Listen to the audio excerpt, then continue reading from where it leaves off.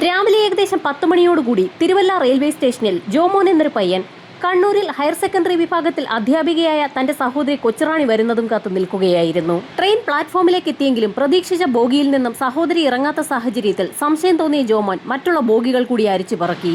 ഏത് ബോഗിയിൽ നിന്നിറങ്ങിയാലും ജോമോൻ നിൽക്കുന്ന ഭാഗത്തുകൂടി നടന്നു മാത്രമേ പ്രധാന ഗേറ്റിന് സമീപത്തേക്ക് എത്താനാവുകയുള്ളൂ.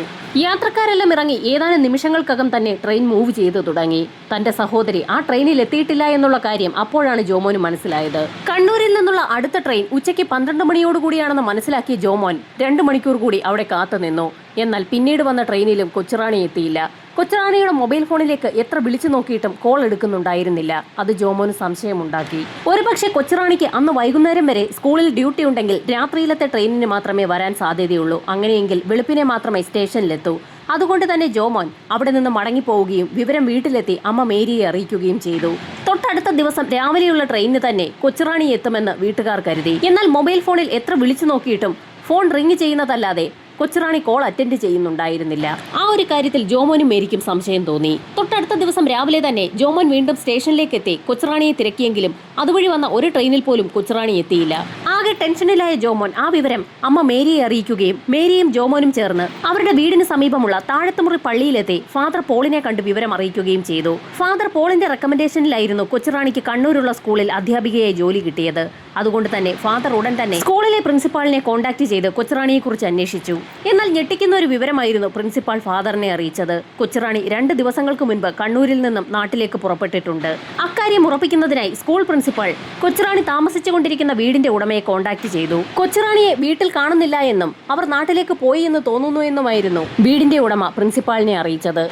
സ്കൂളിൽ നിന്നറിഞ്ഞ വിവരങ്ങൾ കേട്ട് ഭയന്നു പോയ ജോമോൻ ബന്ധുവായ ജെയിംസിനെയും കൂട്ടി ഉടൻ തന്നെ കൊച്ചുറാണിയെ അന്വേഷിച്ച് കണ്ണൂരിലേക്ക് പുറപ്പെട്ടു. സ്കൂളിലെത്തി വിവരങ്ങൾ തിരക്കിയെങ്കിലും കൊച്ചുറാണി 2 ദിവസം മുൻപ് തന്നെ അവിടെ നിന്ന് പോയി എന്നുള്ള വിവരമാണ് ലഭിച്ചത്. കൊച്ചുറാണിക്കൊപ്പം ജോലി ചെയ്തിരുന്ന സഹപ്രവർത്തകരോട് അന്വേഷിച്ചപ്പോഴും സമാനമായ മറുപടി തന്നെയാണ് ലഭിച്ചത്. അവരിൽ പലരും കൊച്ചുറാണിയുടെ ഫോണിലേക്ക് വിളിച്ചു നോക്കിയപ്പോഴൊക്കെ ഫോൺ സ്വിച്ച് ഓഫ് ആണെന്നുള്ള കാര്യമാണ് അറിയാൻ കഴിഞ്ഞത്. സ്കൂളിലെ പ്യൂണിനെയും കൂട്ടി ജോമോനും ജെയിംസും കൂടി കൊച്ചുറാണി താമസിച്ചുകൊണ്ടിരുന്ന വീട്ടിലെത്തി ഒരു അന്വേഷണം നടത്തി.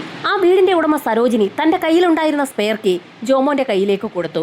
ഒരു ഭയത്തോടു കൂടിയാണ് ജോമോൻ കൊച്ചുറാണി താമസിച്ചുകൊണ്ടിരുന്ന വീട് തുറന്നു നോക്കിയത്.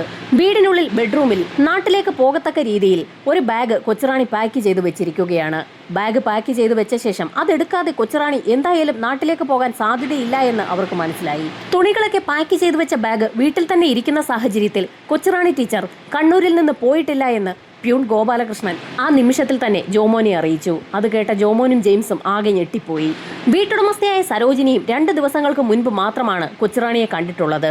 കഴിഞ്ഞ 2 ദിവസമായി ടീച്ചറെ ആ ഭാഗത്തെങ്ങും സരോജിനി കണ്ടിട്ടുമില്ല. സാധാരണഗതിയിൽ നാട്ടിലേക്ക് പോകുമ്പോൾ കൊച്ചുറാണി അക്കാര്യം വീട്ടുടമസ്ഥയായ സരോജിനിയെ അറിയിക്കാറുള്ളത് പതിവാണ്. ഇത്തവണ പോകുന്ന ധൃതിയിൽ പറയാൻ മറന്നതാകുമെന്നാണ് സരോജിനി കരുതിയത്. ഇനി വൈകിക്കുന്നതിൽ അർത്ഥമില്ല എന്ന് മനസ്സിലാക്കിയ പ്യൂണിന്റെ നിർദ്ദേശപ്രകാരം ജെയിംസും ജോമോനും കൂടി സമീപത്തുള്ള പോലീസ് സ്റ്റേഷനിലെത്തി ഉടൻ തന്നെ സഹോദരി കൊച്ചുറാണിയെ കാണാനില്ല എന്നുള്ള പരാതി നൽകി. പരാതി ലഭിച്ച ഉടൻ തന്നെ ചെട്ടിയം സ്റ്റേഷനിൽ നിന്നുള്ള പോലീസ് സംഘം കൊച്ചുറാണിയുടെ മൊബൈൽ നമ്പർ ജോമോന്റെ കയ്യിൽ നിന്ന് വാങ്ങി. ആ മൊബൈൽ ഫോണിന്റെ അവസാന ലൊക്കേഷൻ കണ്ടെത്തുക എന്നുള്ളതാണ് പോലീസിന്റെ ദൗത്യം.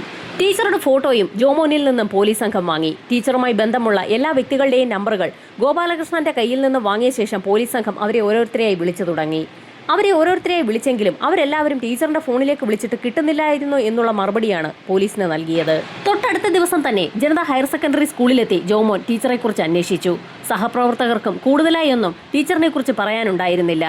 എന്നിരുന്നാലും യാത്രയ്ക്ക് തയ്യാറായി ബാഗ് തയ്യാറാക്കി വെച്ച ശേഷം ടീച്ചർ എങ്ങോട്ടോ പോയിരിക്കുകയാണ്. വൈകാതെ തന്നെ SI ഉൾപ്പെടുന്ന സംഘം ജനത ഹയർ സെക്കൻഡറി സ്കൂളിലേക്ക് എത്തി പ്രിൻസിപ്പാളുമായി സംസാരിച്ചു. പോലീസ് സംഘം അവിടേക്കെത്താൻ മറ്റൊരു കാരണം കൂടിയുണ്ട്. സൈബർ സെല്ലിൽ നിന്നുള്ള നിർദ്ദേശമനുസരിച്ച് കൊച്ചുറാണി ടീച്ചറുടെ അവസാന ടവർ ലൊക്കേഷൻ ആ സ്കൂളിൽ തന്നെയാണ്. 2 ദിവസങ്ങൾക്ക് മുൻപ് കണ്ണൂരിൽ നിന്ന് പോയി എന്ന് പ്രിൻസിപ്പാൾ ഉൾപ്പെടെ പറയുന്ന ടീച്ചറിന്റെ ഫോൺ 2 ദിവസങ്ങൾക്ക് ശേഷം ഇപ്പോൾ സ്വിച്ച് ഓഫ് ആയിരിക്കുന്നതും അതേ ഹയർ സെക്കൻഡറി സ്കൂളിന്റെ പരിധിക്കുള്ളിൽ വെച്ചാണ്. ടീച്ചറെ എല്ലാവരും അവസാനമായി കണ്ട ദിവസം ഉച്ചയോടടുപ്പിച്ച് ടീച്ചർ സ്കൂളിൽ നിന്നും പോയിട്ടുണ്ട്. ഉച്ചയ്ക്ക് മുൻപുള്ള ഒപ്പ് സ്കൂളിൽ ഇട്ടിട്ടുമുണ്ട്. ഉച്ചയ്ക്ക് ശേഷം ലീവാണെന്ന് പറഞ്ഞ് അവിടെ നിന്ന് പോയ ടീച്ചർ എവിടേക്കാണ് പോയതെന്ന് എല്ലാവർക്കും സംശയം തോന്നി. ടീച്ചറിന്റെ മൊബൈൽ ഫോൺ ആ സ്കൂളിന്റെ പരിധിയിൽ തന്നെ സ്വിച്ച് ഓഫ് ആയി എവിടെയോ കിടക്കുകയാണ്. ടീച്ചർ താമസിച്ചുകൊണ്ടിരുന്ന വീടും സ്കൂളിന്റെ കോമ്പൗണ്ടിന് തൊട്ടടുത്ത് തന്നെയാണ്. അതുകൊണ്ട് തന്നെ ആ വീടും സ്കൂളിന്റെ കോമ്പൗണ്ടും എല്ലാം ഒരേ ടവർ ലൊക്കേഷനിലാണ് വരുന്നത്. ഒരുപക്ഷെ ടീച്ചർ സ്കൂളിൽ നിന്നും വീട്ടിലേക്ക് പോയിട്ടുണ്ടാകാമെന്നും പോലീസ് കരുതി. അങ്ങനെയെങ്കിൽ വീടിനുള്ളിലേക്ക് കയറിയ ടീച്ചർ ബാഗ് എടുത്തുകൊണ്ട് വീട്ടിലേക്ക് പോകേണ്ടതാണ്.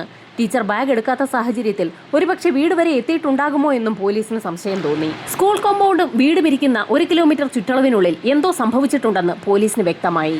നല്ലൊരു നർത്തകി കൂടിയായ കൊച്ചുറാണി ടീച്ചർ എല്ലാ ക്ലാസ്സിലുമുള്ള കുട്ടികളെ കലോത്സവത്തിന് വേണ്ടി നൃത്തം പഠിപ്പിക്കാറുണ്ട്. അതുകൊണ്ട് തന്നെ സ്കൂളിലുള്ള മുഴുവൻ കുട്ടികൾക്കും ടീച്ചറെ വളരെ നന്നായി അറിയാം. സ്കൂളിൽ നിന്ന് കുട്ടികൾക്കൊപ്പം പുറത്തേക്കിറങ്ങുന്ന ടീച്ചർ സമീപത്തുള്ള കടകളിൽ കയറി സാധനങ്ങളൊക്കെ വാങ്ങിയാണ് വീട്ടിലേക്ക് പോകാറുള്ളത്. അതുകൊണ്ട് തന്നെ സ്കൂളിന്റെ തൊട്ടടുത്തുള്ള കടകളിലുള്ള ആളുകൾക്കും ടീച്ചറിനെ നന്നായി അറിയാം. ടീച്ചറെ കാണാനില്ല എന്നുള്ള വിവരം നാട്ടുകാരും അറിഞ്ഞു.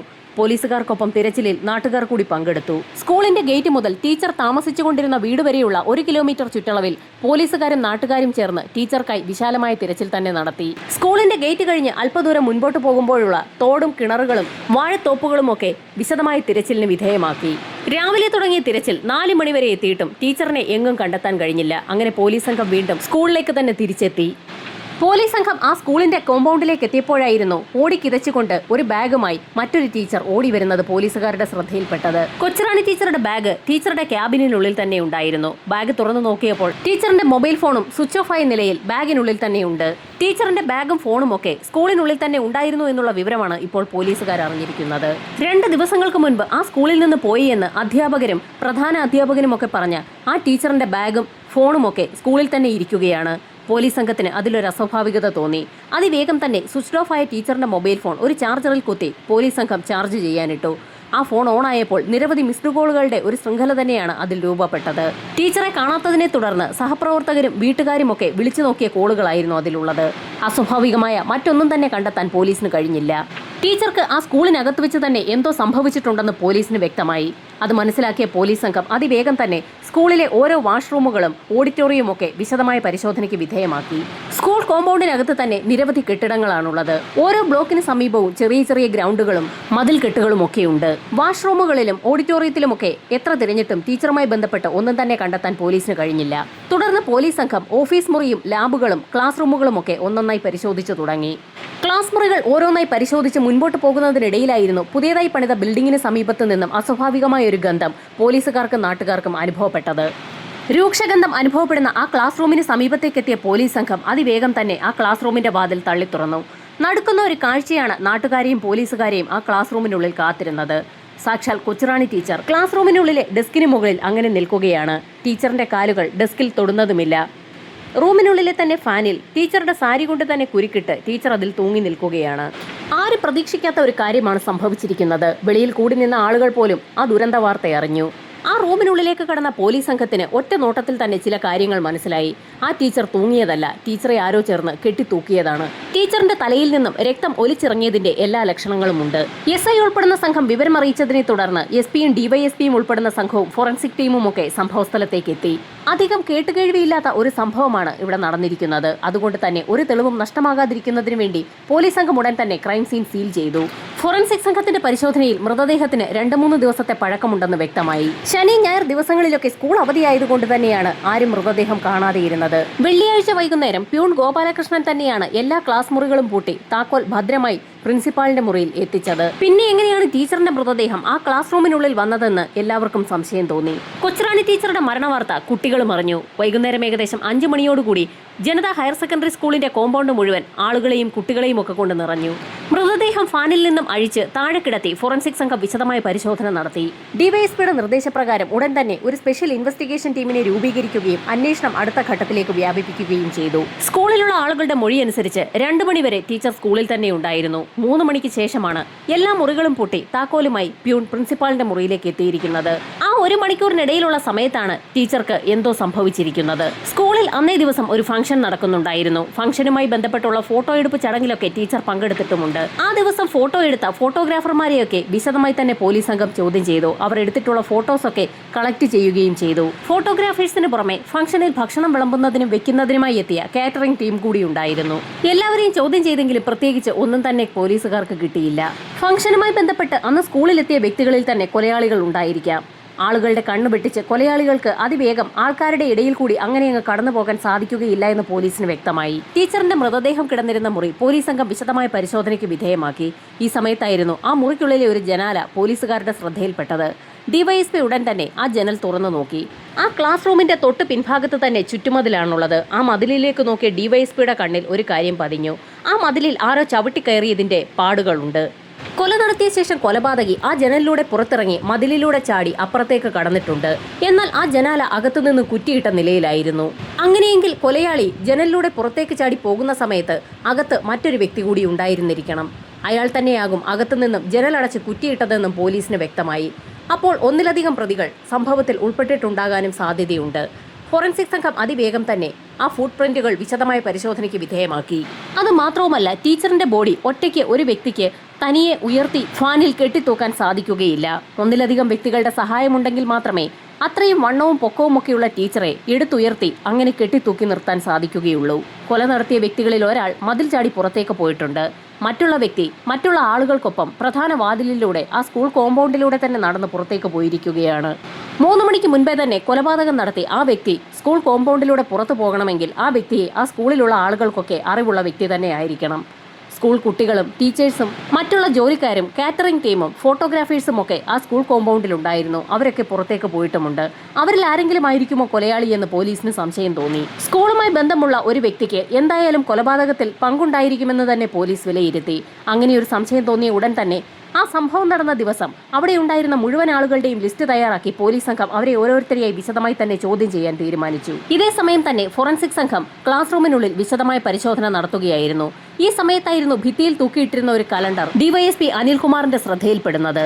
കലണ്ടർ മാസം തെറ്റിച്ചാണ് ഇട്ടിരിക്കുന്നത്. അതിൽ സംശയം തോന്നിയ ഡിവൈഎസ്പി ഉടൻ തന്നെ ആ കലണ്ടർ ഒന്ന് എടുത്തു നോക്കി. അപ്പോഴാണ് കലണ്ടർ തൂക്കിയിട്ടിരിക്കുന്ന ആണിയിലും കലണ്ടർ കിടക്കുന്ന ഭാഗത്തെ ഭിത്തിയിലും കലണ്ടറിന്റെ മറുവശത്തുമൊക്കെ രക്തം പറ്റിപ്പിടിച്ചിരിക്കുന്നത് ഡിവൈഎസ്പിയുടെ ശ്രദ്ധയിൽപ്പെടുന്നത്. ടീച്ചറിന്റെ തലയിൽ ഒരു മുറിവുണ്ടായിരുന്നു. ആ മുറിവ് ഒരു പക്ഷേ ഈ ആണിയിൽ ഇടിച്ചുണ്ടായതായിരിക്കുമോ എന്ന് പോലീസിന് സംശയം തോന്നി. ഇതിനോടകം തന്നെ ചോദ്യം ചെയ്യപ്പെടേണ്ട മുഴുവൻ ആളുകളുടെയും ലിസ്റ്റ് SI ഉൾപ്പെടുന്ന സംഘം തയ്യാറാക്കിയിരുന്നു.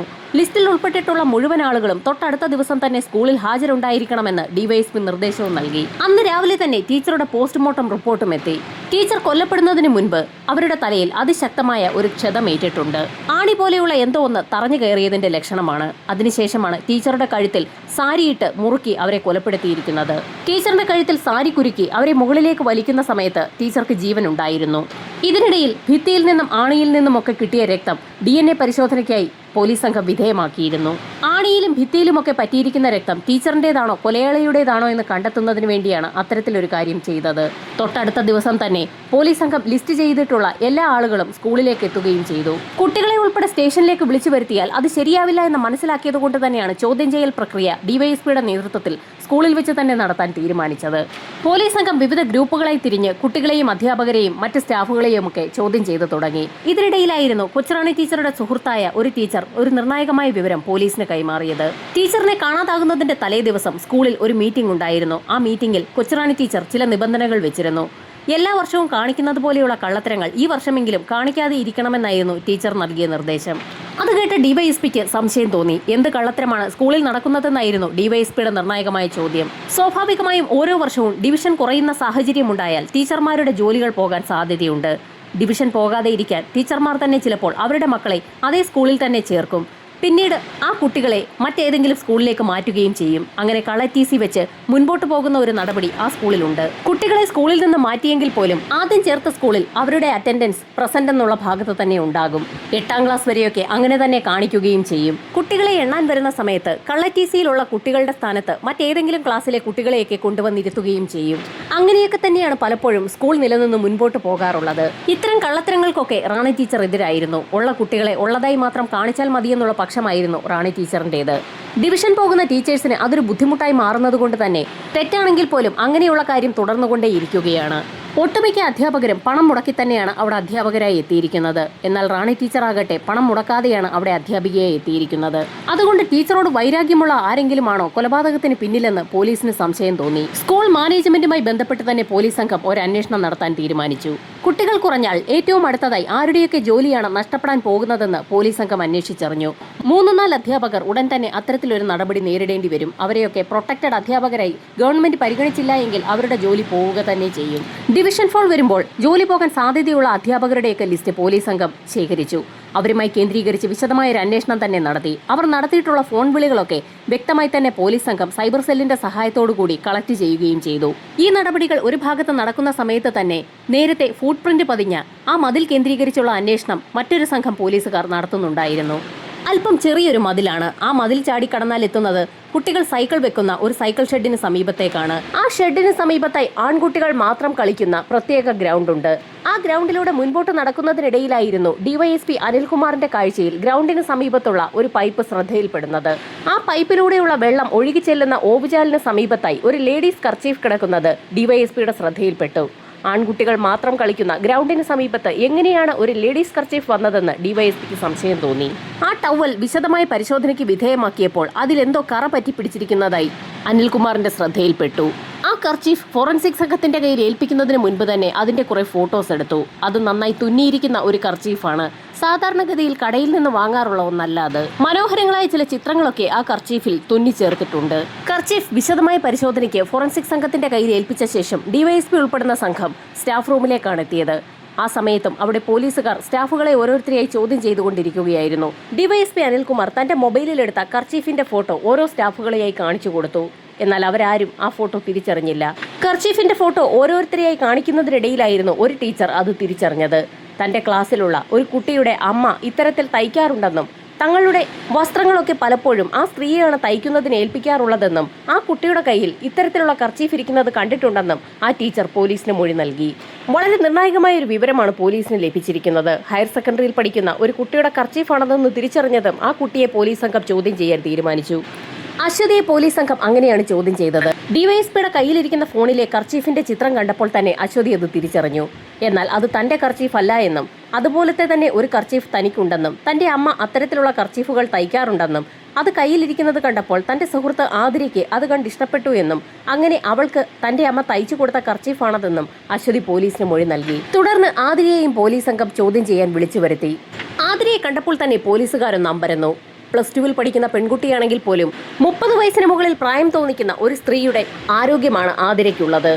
ആതിരയെ ചോദ്യം ചെയ്തു തുടങ്ങിയ ഡിവൈഎസ്പി അപ്രതീക്ഷിതമായിരുന്നു അദ്ദേഹത്തിന്റെ ഫോണിലുള്ള കർച്ചീഫിന്റെ ചിത്രം ആതിരയെ കാണിച്ചത്. ആ ചിത്രം കണ്ടപ്പോൾ തന്നെ ആതിരയൊന്ന് അമ്പരന്നു. അത് തന്റെ കർച്ചീഫാണെന്നും എന്നാൽ അത് തന്റെ കയ്യിൽ നിന്നും മിസ്സായി എന്നും ആതിര പോലീസുകാരോട് പറഞ്ഞു. ആതിരയുടെ കൈവശമിരിക്കുന്ന കർച്ചീഫ് ഇപ്പോൾ തങ്ങളുടെ കസ്റ്റഡിയിലുണ്ടെന്നും അതിൽ മരിച്ച റാണി ടീച്ചറുടെ രക്തം പറ്റിയിട്ടുണ്ടെന്നും ആതിരയ്ക്ക് ആ കുറ്റകൃത്യവുമായി തങ്ങൾക്ക് ബന്ധമുണ്ടെന്ന് മനസ്സിലായി എന്നും ഡിവൈഎസ്പി ആതിരയെ അറിയിച്ചു. ഡിവൈഎസ്പി പറഞ്ഞ കാര്യങ്ങൾ കേട്ട് ആതിര അമ്പരന്ന് പോയി. ആതിരയുടെ മുഖം വിളറി വിളക്കുന്നത് പോലീസ് സംഘം കാണുകയും ചെയ്തു. പോലീസുകാരുടെ ചോദ്യം ചെയ്യലുകൾക്ക് മുൻപിൽ പിടിക്കപ്പെട്ടു എന്ന് മനസ്സിലാക്കിയ ആതിര പല കാര്യങ്ങളും പറഞ്ഞു തുടങ്ങി. സ്കൂളിൽ ഫംഗ്ഷൻ നടക്കുന്ന ദിവസമായതുകൊണ്ട് തന്നെ ടീച്ചേഴ്സും മറ്റുള്ള കുട്ടികളുമൊക്കെ സ്റ്റാഫ് റൂമിലും ഓഡിറ്റോറിയത്തിലുമൊക്കെയായിരുന്നു. ഈ സമയത്തായിരുന്നു ആതിരയെ തന്റെ സുഹൃത്ത് മനു നേരത്തെ റാണി ടീച്ചർ മരിച്ചു കിടന്ന ആ ക്ലാസ്സിലേക്ക് കൂട്ടിക്കൊണ്ടുപോയത്. ആതിരയുടെ ചില ചിത്രങ്ങൾ എടുക്കണമെന്നാവശ്യപ്പെട്ടുകൊണ്ടായിരുന്നു മനു ആതിരയെ അങ്ങോട്ടേക്ക് വിളിച്ചത്. മനുവിന്റെ കൈവശമുള്ള ഫോണിൽ ആതിരയുടെ നിരവധി ചിത്രങ്ങളാണ് മനു എടുത്തത്. മനുവിൽ വിശ്വാസമുള്ളതുകൊണ്ട് തന്നെ മനു ആവശ്യപ്പെട്ടത് പ്രകാരം ആതിരയുടെ ചില എക്സ്പോസ്ഡ് ഫോട്ടോസ് കൂടി മനു എടുത്തു. ഈ സമയത്തായിരുന്നു ക്ലാസ് റൂമിലേക്ക് കൊച്ചുറാണി ടീച്ചർ അപ്രതീക്ഷിതമായി കടന്നു വന്നത്. ക്ലാസ്സിലേക്ക് കടന്നു വന്ന ടീച്ചർ ആ കാഴ്ച കണ്ടുകൊണ്ട് മനുവിനെ തല്ലുകയും ചെയ്തു.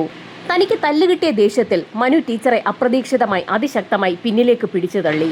പിന്നിൽ കലണ്ടർ തൂക്കിയിട്ടിരുന്ന ആണിയിലേക്കാണ് ടീച്ചറുടെ തലയിടിച്ചത്. ടീച്ചറുടെ തലയിൽ നിന്നും രക്തം ഒലിച്ചിറങ്ങാൻ തുടങ്ങി. ടീച്ചർ നിശ്ചലയായി തറയിലേക്ക് വീണു. ടീച്ചർ മരിച്ചുവെന്നാണ് ആതിരയും മനുവും കരുതിയത്. അങ്ങനെയാണ് ഇരുവരും ചേർന്ന് ടീച്ചറുടെ മരണം ആത്മഹത്യയാക്കി മാറ്റാൻ തീരുമാനിച്ചത്. തീർത്തും ആരോഗ്യമുള്ള 2 വ്യക്തികളാണ് മനുവും ആതിരയും. അവരിരുവരും ചേർന്ന് ടീച്ചറെ എടുത്ത് ഡെസ്കിന്റെ മുകളിലേക്ക് ഉയർത്തുകയും ടീച്ചറുടെ സാരി തന്നെ ഉപയോഗിച്ച് ടീച്ചറുടെ കഴുത്തിൽ കുരുക്കിട്ട് ഫാനിലേക്ക് കുരുക്ക് മുറുക്കുകയും ചെയ്തു. ഈ സമയത്തായിരുന്നു ഞെട്ടിക്കുന്ന ഒരു കാഴ്ച ആതിരയും മനുവും കണ്ടത്. ടീച്ചർ ജീവനോടുകൂടി പിടയ്ക്കുന്ന കാഴ്ചയാണ് അവർ കണ്ടത്. ടീച്ചർ മരിച്ചിട്ടില്ലായിരുന്നു എന്ന് ആ നിമിഷത്തിലാണ് അവർക്ക് മനസ്സിലായത്. പിന്നീട് ഒന്നും ചെയ്യാൻ അവരിരുവർക്കും കഴിഞ്ഞതുമില്ല. ഏതാനും നിമിഷങ്ങൾക്കകം തന്നെ ടീച്ചറുടെ മരണവും സംഭവിച്ചു. ടീച്ചറുടെ തലയിൽ നിന്നൊഴുകിയ രക്തമായിരുന്നു മനുവിന്റെ ഷർട്ടിലൊക്കെ പറ്റിപ്പിടിച്ചത്. അത് തുടച്ചു നീക്കം ചെയ്യുന്നതിന് വേണ്ടിയായിരുന്നു ആതിര തന്റെ കൈവശമുണ്ടായിരുന്ന കർച്ചീഫ് മനുവിന് നൽകിയത്. ക്ലാസ് റൂമിന്റെ ജനാല തുറന്ന് മനു അതിലൂടെ പുറത്തേക്കിറങ്ങി മതിൽ ചാടിക്കടന്ന് ഗ്രൗണ്ടിലേക്ക് എത്തി. അവിടെയുണ്ടായിരുന്ന പൈപ്പിന്റെ ചുവട്ടിൽ തന്റെ ഷർട്ടും രക്തം പുരണ്ട കൈയുമൊക്കെ കഴുകി വൃത്തിയാക്കിയ ശേഷം അവിടെ നിന്നും ഓടി രക്ഷപ്പെടുകയും ചെയ്തു. എന്നാൽ ഇതിനിടയിൽ പാന്റിന്റെ പോക്കറ്റിലുണ്ടായിരുന്ന കർച്ചീഫ് തറയിൽ വീണത് മനു അറിഞ്ഞതുമില്ല.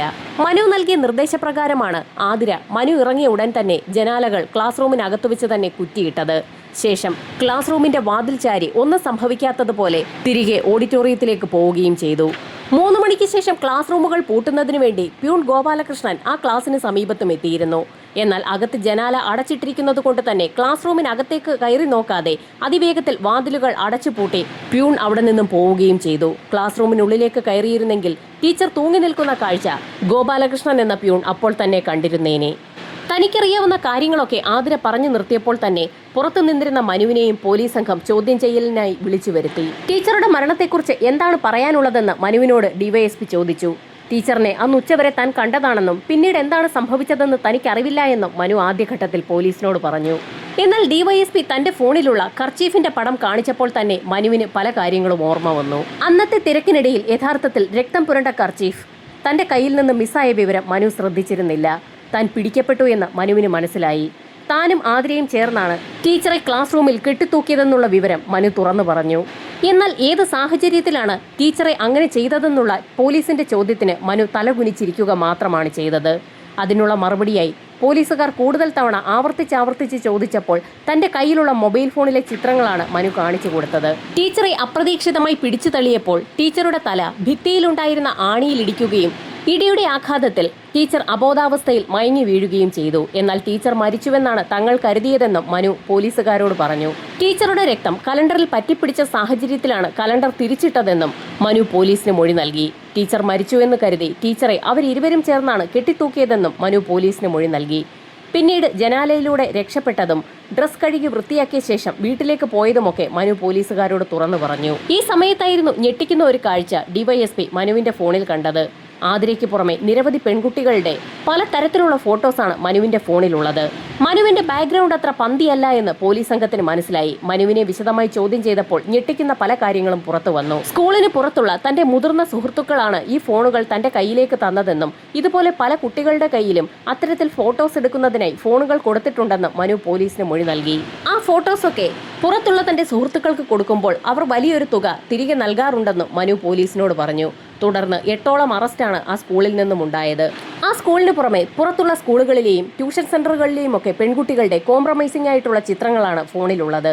ഒരു ഗ്രൂപ്പ് ആക്ടിവിറ്റി തന്നെയാണ് അവിടെ നടന്നിട്ടുള്ളതെന്ന് പോലീസ് സംഘത്തിന് വ്യക്തമായി. അവർക്ക് ഫോൺ കൊടുത്ത പയ്യന്മാരുടെ ഡേറ്റ പോലീസ് സംഘം അവരിൽ നിന്ന് തന്നെ കളക്ട് ചെയ്തു. അവരെയെല്ലാം കസ്റ്റഡിയിൽ എടുക്കുകയും ചെയ്തു. ഫോട്ടോസൊക്കെ കയ്യിൽ കിട്ടിക്കഴിഞ്ഞാൽ ആ പെൺകുട്ടികളെയൊക്കെ ഭീഷണിപ്പെടുത്തി അവരുടെ ഇഷ്ടത്തിന് ഉപയോഗിക്കാനും ആ സംഘം മടിക്കുകയില്ല.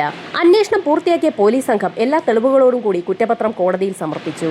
വാദപ്രതിവാദങ്ങൾക്കൊടുവിൽ ആതിരയെ മാപ്പുസാക്ഷിയാക്കി കോടതി വിട്ടയച്ചു. മനുവിന് ജീവപര്യന്തം തടവാണ് കോടതി ഇപ്പോൾ വിധിച്ചിരിക്കുന്നത്. കുട്ടികൾ പറയുന്ന കാര്യങ്ങളെല്ലാം ഒരു മടിയും കൂടാതെ സാധിച്ചു കൊടുത്ത് അവരെ സ്കൂളിലേക്ക് വിടുന്ന മാതാപിതാക്കൾ കുട്ടികൾ സ്കൂളിൽ കാട്ടിക്കൂട്ടുന്ന കാര്യങ്ങളൊന്നും അറിയുന്നില്ല എന്നുള്ളതാണ് സത്യം.